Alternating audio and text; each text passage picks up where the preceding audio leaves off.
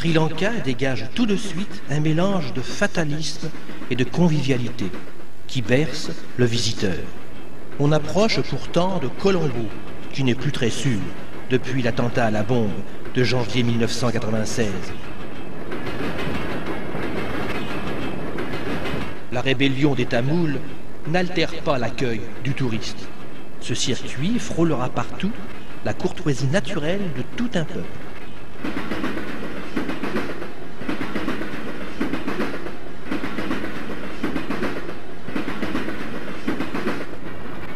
Un peu partout, les conditions de vie semblent rudimentaires, comparées à celles du voyageur bien mieux loti.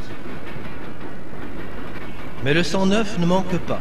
Un tiers de la population a moins de 15 ans.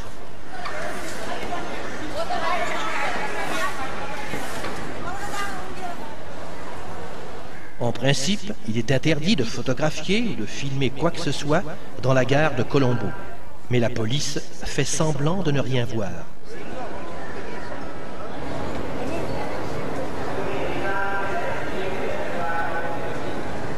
Les trains comportent 3 classes et sont généralement bondés. C'est l'occasion pour le touriste de jauger maint courant de sympathie.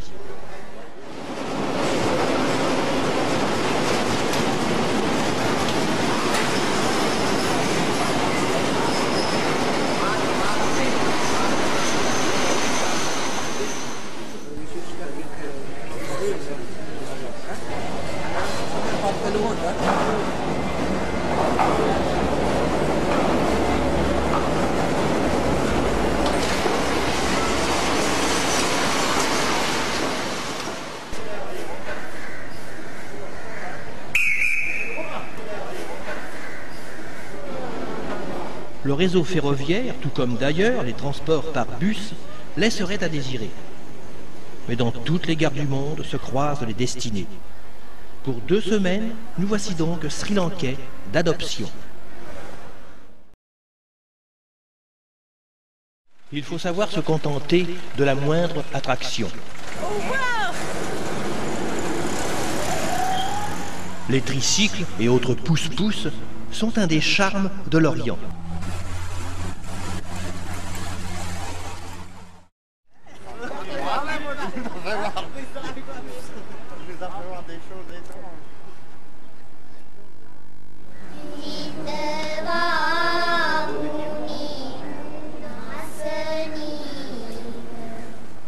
Un séjour en Asie, c'est le dépaysement assuré. L'accueil y est chaleureux, pourvu qu'on respecte Bouddha omniprésent. Le bouddhisme domine. Il est pratiqué par le groupe ethnique des Singalais, soit environ 75% de la population.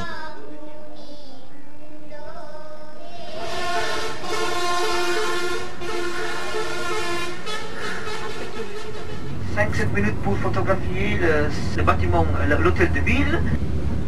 Ça c'est le quartier là où il existe toute la tranquillité et le calme. Voilà, un hôtel en face de notre autocar, l'hôtel. Il est en construction.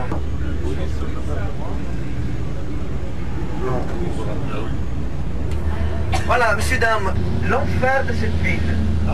Parce que le camion ne vient pas tous les jours pour ramasser les ordures. Même les gens qui habitent, comme on dit, bidonville, qui ne connaissent pas la propreté, qui jettent partout les ordures.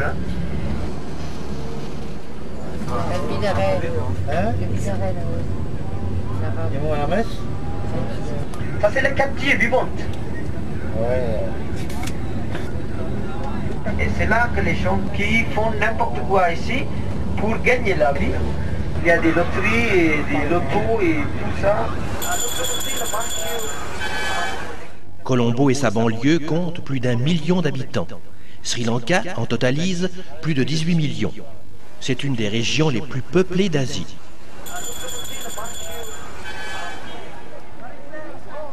Histoire et légende sont inextricables.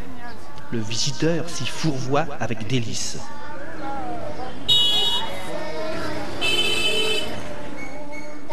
C'est un mariage. Et, une fois de plus, l'occasion de mesurer la tolérance envers les touristes.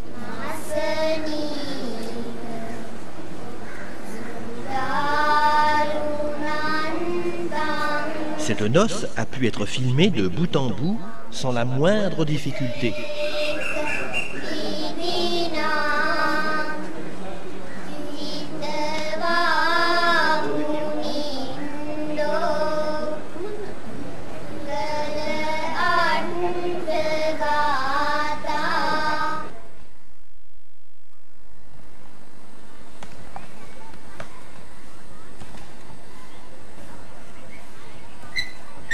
Vers 380 avant Jésus-Christ, le roi Pandukabhaya décide de construire ce qui deviendra la prestigieuse capitale de Ceylan, Anuradhapura. 1 millier de serviteurs sont alors chargés de l'entretien et du nettoyage. Plus de 2 millénaires ont passé. Les serviteurs sont toujours là.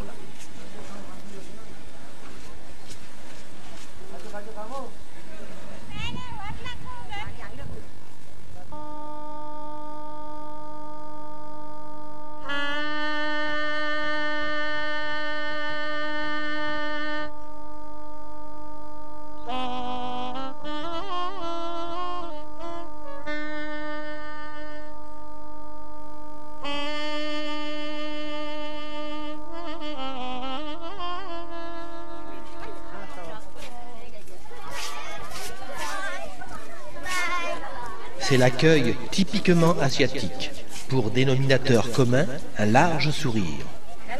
Hello. Bonjour.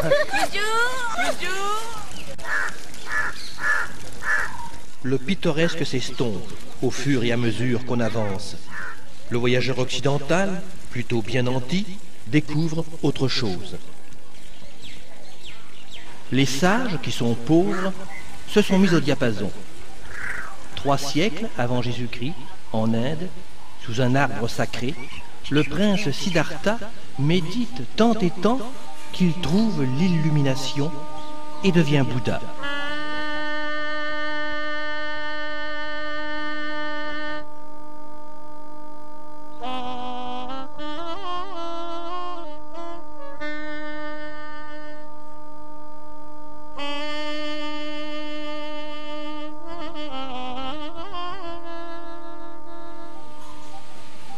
La misère de ce monde y trouve toujours une forme de salut selon 4 saintes vérités. La douleur universelle, l'origine de cette douleur, sa délivrance, son anéantissement.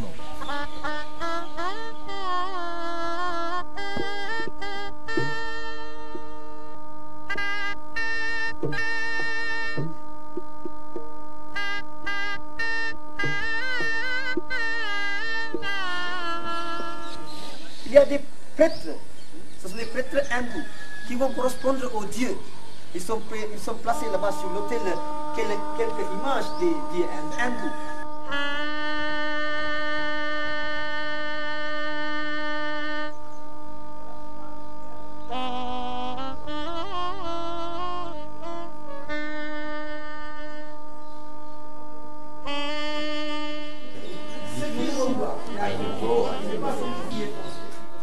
À côté de cet arbre est un site qui est destiné aux bouddhiques.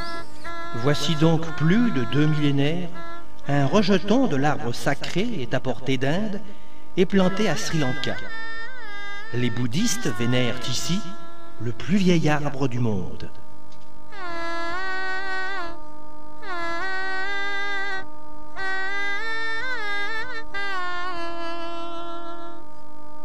Et il y a certains quand même qui sont faits des vœux là-bas. Ils viennent ici, ils déposent quelques larçons, ils déposent quelques paniers de fruits. Ils sont venus rechercher.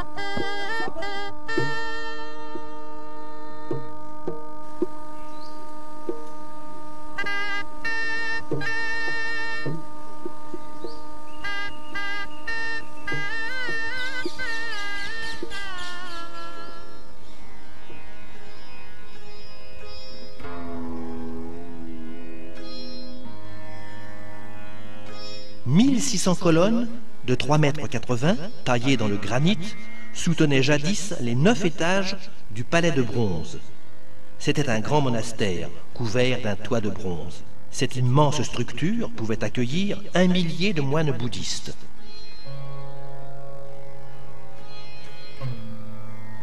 En fait de religion, le bouddhisme est un code moral. Il recouvre un large éventail de croyances.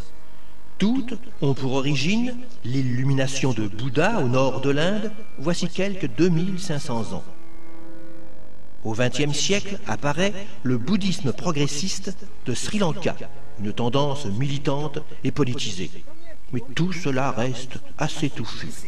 Ils sont restés dans les monastères, dans les grottes. La philosophie bouddhiste, basée sur le détachement, effleure tout juste le touriste, peu enclin à la méditation et encore moins au renoncement des biens terrestres.